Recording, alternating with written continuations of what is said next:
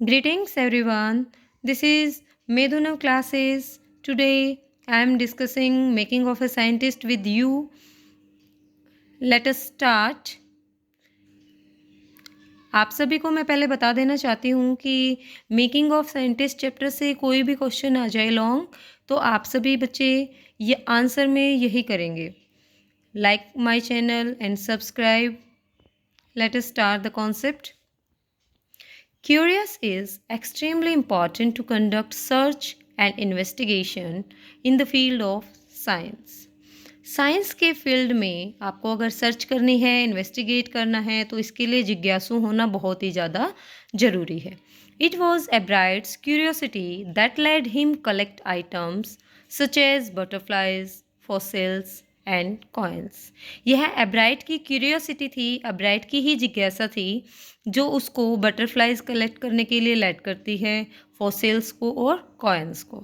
Beside his mother's timely support and other favourable conditions worked positively to help him become a successful scientist. Besides यानी कि इसके अतिरिक्त his mother's timely support, उसकी माँ का जो सपोर्ट रहा है वो, एंड अदर फेवरेबल कंडीशंस और बाकी भी जो कंडीशंस हैं वर्कड पॉजिटिवली, उन्होंने उसका पॉजिटिव रिजल्ट ही दिया है to help him become a successful scientist.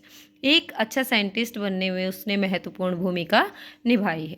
Richard एब्राइट was certainly A prodigy. Richard एब्राइट जो थे वो बहुत ही एक्सीलेंट पर्सनैलिटी थे. He was a bright mind and earn top grades in school. वह एक बहुत ही शानदार दिमाग के बंदे थे और स्कूल में हमेशा टॉप आते थे.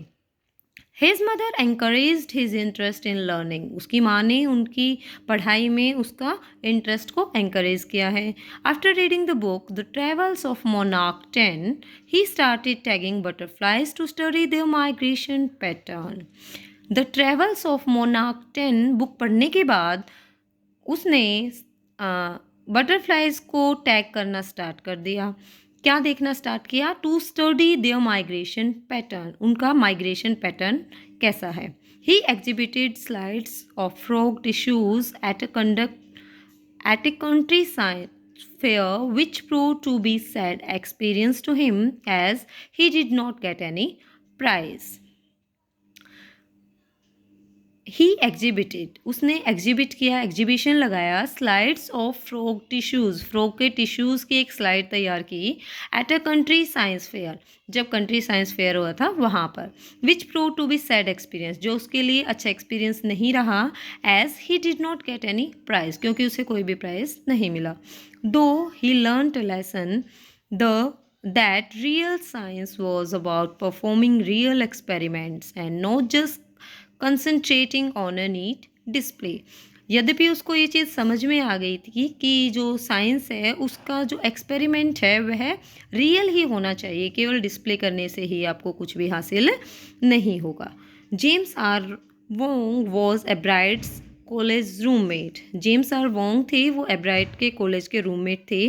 He helped him in drawing pictures, constructing plastic models of molecules to show how DNA works and other scientific devices needed for his scientific research.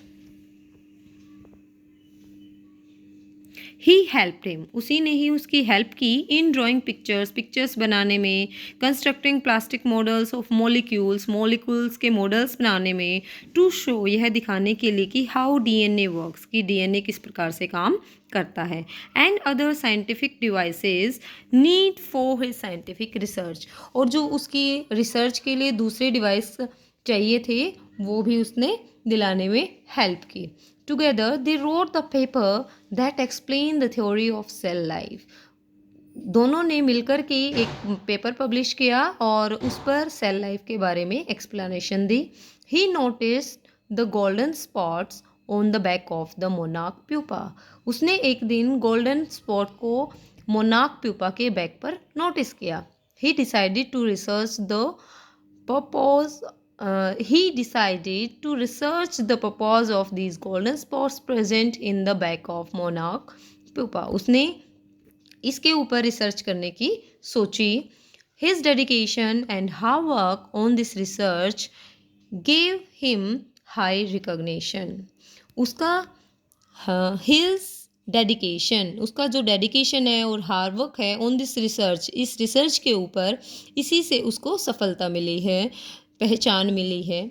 This particular research open ways for Ebright to enrol as a scientist. इसी particular research के कारण ही आज एब्राइट को एक scientist के रूप में जाना जाता है. थैंक यू बच्चे. Subscribe my channel, like and share. Okay, thanks. Bye. I hope this will help you in exams.